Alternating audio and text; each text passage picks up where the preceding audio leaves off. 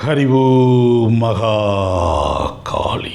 பல வருஷங்களுக்கு முன்பு எனது வாழ்க்கையில் ஒரு துர்பாக்கிய நிகழ்வு ஏற்பட்டது. கொலைபாதக செயல்கள் பல புரிந்த ஒரு மகா கொடூரனுடைய இல்லத்திற்கு அடியேன் செல்ல வேண்டிய ஒரு நிர்பந்தம் ஏற்பட்டது. எனக்கு மிகவும் வேண்டப்பட்ட ஒரு நண்பருடைய குடும்பம், அவர்கள் சரிவர விசாரிக்காமல் ஒரு இடத்தை வாங்கும் பொருட்டு சில லட்சங்களை முன்பணம் கொடுத்தார்கள். கொடுத்த பிறகுதான் தவறான இடத்துல காலை வச்சிட்டோங்கிற விஷயம் அவங்களுக்கு புரியுது.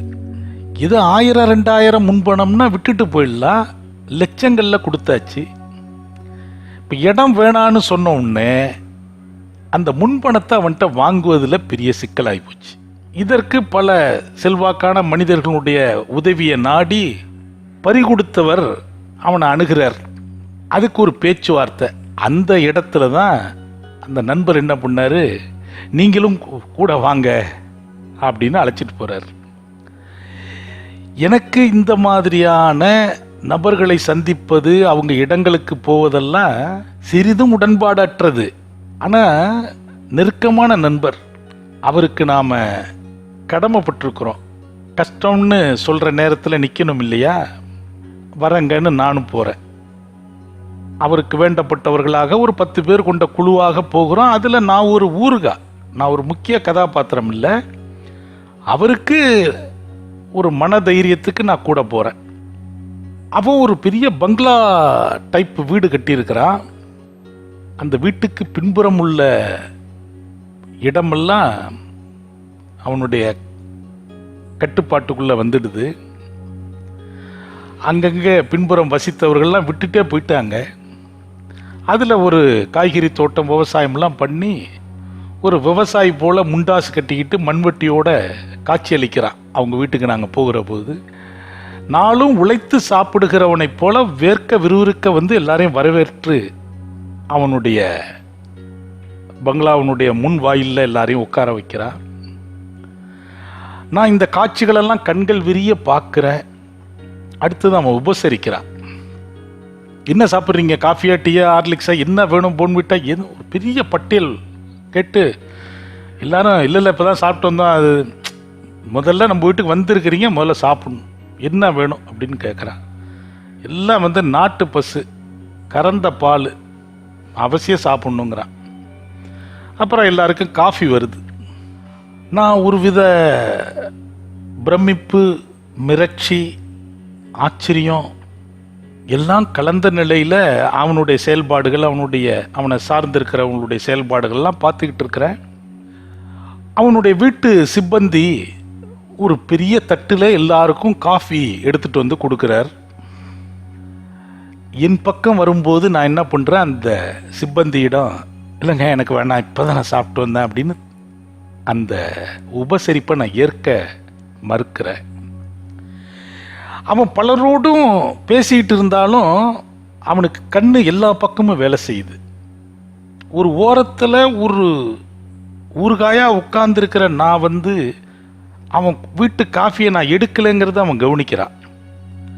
ஏன்பா என்ன இல்லைங்க, அவர் நீங்கள் காஃபி இல்லைன்னா என்ன சாப்பிடுவாருன்னு கேட்டு அதை கொடு அப்படின்னு அவன் ரொம்ப அழுத்தமாக சொல்கிறான். இப்போ எதையாவது ஒன்று சாப்பிட்டு தான் ஆகணும் அப்படிங்கிற நெருக்கடி எனக்கு தெரியுது. அதனால் அந்த காஃபியே சாப்பிட்டுடலான்னு, இல்லை பரவாயில்ல கொடுங்க நான் சாப்பிட்டுறேன்னு வாங்கிக்கிறேன்.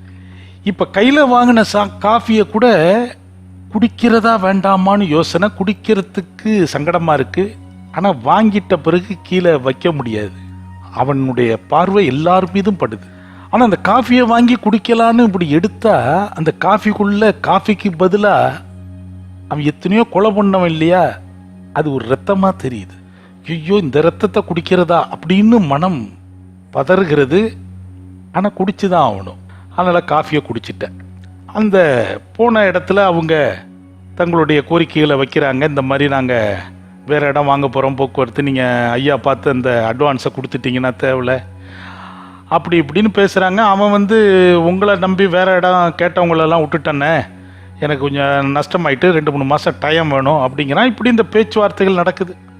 ஆனால் நான் உங்களுக்கு கொடுத்துட்றேன், அதை பற்றி கவலைப்படாதீங்க அப்படின்னு. இவங்க வந்து நீ இந்த இடத்த ஃபோர்ஜரி பண்ணியிருக்கப்பா, இதை வாங்கினா நாங்கள் ரோட்டில் நிற்கணும் அப்படின்லாம் அவனை எதுவும் கேட்கல.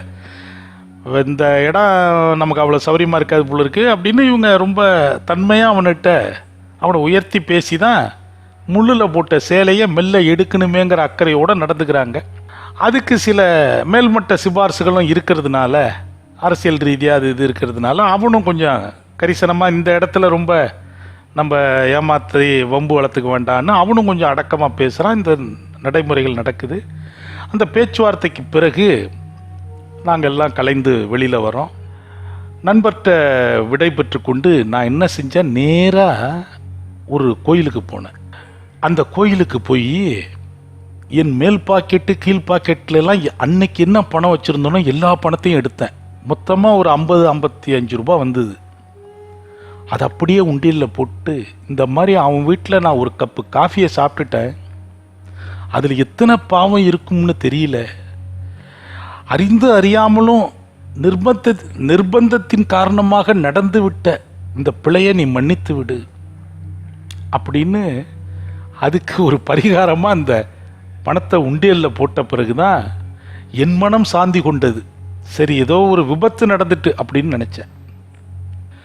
காரணம், பழி பாவங்கள் என்பது நேரடியாக செய்வது மட்டுமல்ல, ஒரு பழி பாவத்தால் வாழ்க்கையை வளப்படுத்தி கொண்டவர்கள், வாழ்க்கையில் உயர்ந்த நிலையில் இருப்பவர்களுடைய சவகாசமும் அவர்களிடமிருந்து பெறுகிற சௌரியங்களும் அவர்களிடமிருந்து பெறுகிற உபசரிப்புகளும் கூட நமக்கு அவர்கள் விளைவித்த பாவத்தின் பங்கு நமக்கு வந்து சேர்ந்துவிடும். இதை சமூக வாழ்க்கையில் பலரும் உணர்றதில்லை. இது மாதிரி பழி பாவங்களால் வாழ்க்கையை வளப்படுத்தி கொண்டவர்களை என்ன செஞ்சிருவாங்க, பெரியவங்க செஞ்சால் பெருமாள் மாதிரிங்க, அவரை போய் நம்ம அது மாதிரி சொல்ல முடியாது, எவ்வளோ பெரிய மனுஷன், 2 கொலை பண்ணாலும் டெய்லி 2000 பேருக்கு அன்னதானம் போடுறாருல, அப்படி தான் இந்த சமூகம் பார்க்குது. பிரபஞ்சம் அந்த கணக்கை என்றைக்கும் பார்க்கறதில்ல. நீ செய்கிற நன்மைகளுக்கு பலன் உண்டு, தீமைகளுக்கும் பலன் உண்டுங்கிற மாதிரி பிரித்து மேய்ஞ்சிடுது. அது இதுக்கு அது கைமாறுன்னு நினைக்கிறது கிடையாது. இது எல்லாமே எங்க கணக்கு தீர்க்கப்படும்னா, ஒரு மனிதனுடைய வாழ்நாள் முடிவதுக்குள்ள கணக்கு தீர்க்கப்படுது. பல இடங்கள்ல அந்த மாயை மறைக்கிறதுனால நாம் அப்படி தீர்க்கப்படுவதில்லையோன்னு நினைக்கிறோம். தீர்க்கப்படுகிறது. பெரும்பாலான மனித வாழ்க்கையில அந்திம காலத்துல எத்தனை பேர் நிம்மதியாகவும், படுத்ததும் தூங்கக்கூடியவனாகவும், சாப்பிட்டதும் செரிக்கக்கூடியவனாகவும், தன் கையை கொண்டு தன் தலையை வாரிக்கு கொள்ளக்கூடியவனாகவும் வாய்க்க பெற்றிருக்கிறார் என்பதை நீங்க எண்ணி பார்க்கணும். இந்த அந்திம காலத்துல தான் எல்லா டிபார்ட்மெண்ட்டும் எல்லா விதமான வரியும் கேட்டு வாங்கும். கரண்ட் பில் கட்டலை, தண்ணி பில் கட்டலை, வரி கட்டலை, அந்த வரி கட்டலை, சொத்து வரி கட்டலைன்னு நோட்டீஸுகள் வருவது போல அந்திம காலத்தில் இத்தனை விஷயங்களுக்கும் இத்தனை வரி இருக்கு, இவ்வளவு சங்கடத்துக்கும் இவ்வளவு வினை இருக்குன்னு கேட்கும். வயோதிக காலங்களில் மனநிறைவான வாழ்க்கை கிடைக்க பெறுவதுதான் பெரிய ஒரு பாக்கியம். அறம் தவறிய வாழ்க்கை என்பது நம்மளுடைய சமூகத்தினுடைய கண்களில் தெரியாது. காரணம், பளிச்சின்னு உடை உடுத்தி உயர்ந்த கார்களில் பவனி வருவதும், பங்களாக்களில் வசிப்பதும், செல்வ செழிப்பான அடையாளங்களை பார்க்கிறவங்களுக்கு அந்த வாழ்க்கைக்கு பின்னாடி எத்தனை பேருடைய பழி பாவங்கள் இவரிடம் சேர்ந்திருக்கு சேரலைங்கிறத இந்த புறக்கண்களை வச்சு பார்க்க முடியுது. அகக்கண்களுக்கு தான் அது தெரியும். ஆனால் அது புறக்கண்களுக்கும் காட்டக்கூடிய அடையாளங்களாக பிற்காலத்தில் இந்த சீலும் இரத்தமுமான ரணங்கள் உடலில் தோன்றுவதை வைத்து உணர்ந்து கொள்ள முடியும். நான் தொடக்கத்தில் சொன்ன அந்த ரவுடி தன்னுடைய கொலைபாதக செயல்களுக்கெல்லாம் சரியான சாட்சி ஆதாரம் இல்லாததுனால வழக்குகளில் வெற்றி அடைந்தாலும், இயற்கையிடம் அவன் தோல்விதான் பெற்றான். ஒரு மோசமான உயிர்கொல்லி நோய் அவனை தழுவிக்கொள்ள எலும்பும் தோளுமாக உருகி பலரால் உதாசீனப்படுத்தப்பட்டு தனது உயிரை இழந்தான். அவன் மனைவிக்கும் அவ்வாறான ஒரு துயரமான இழப்பு தான் ஏற்பட்டது. இந்த பழிபாவங்கள் வாயிலாக வாழ்தல் என்பது இளமை காலத்தில், நடுத்தர வயதில் அதனுடைய பின் விளைவுகளை அறிய இயலாது. ஒரு அசட்டு துணிச்சலும் தைரியமும் பார்த்துக்கலாம் அப்படின்னு வழி நடத்தும். ஆனால் அது வயோதிகத்தில் கேட்க வேண்டிய கேள்விகளெல்லாம் கேட்டுதான் அவனுக்கு விடை கொடுக்குது. ஆனால் அன்றைக்கு சமூகத்தினுடைய அடையாளத்திலிருந்து அவங்க ஒதுங்கி விடுவதனால அவங்களுடைய அந்திமத்தினுடைய முழு வரலாறுகள் சமூகம் படிக்கிறதில்ல. அவங்க வாலிபத்தில் வலிமையாக இருந்ததை அறிந்து வைத்திருக்கிற அளவுக்கு வீழ்ச்சி அடைகிற போது அவங்க படும் வேதனைகள் என்னங்கிறத இந்த சமூகம் சரிவர கவனிக்காததுனால தான் அடுத்தடுத்த தலைமுறைகளுக்கு இந்த பாடத்தை எடுக்கிறதில்ல. எல்லாரும் ஊரை அடித்து வலையில போட்டோம்னா நல்லாதான்ப்பா இருந்தான்ங்கிற மாதிரி ஒரு பொத்தாம் பொதுவான கருத்தை சொல்லி சமூகத்தை வழி நடத்திட்டு வராங்க. அப்படி ஒரு காலம் இருப்பதற்கு வாய்ப்பில்லை. அவர்கள் அடைகிற விளைவுகள் வெளியில் தெரியாமல் போய்விடுகிறது. அவர்களுக்கான விளைவுகளுக்கும் விளை கொடுக்கிறார்கள் அவர்களும் அவர்களுடைய சந்ததிகளும்.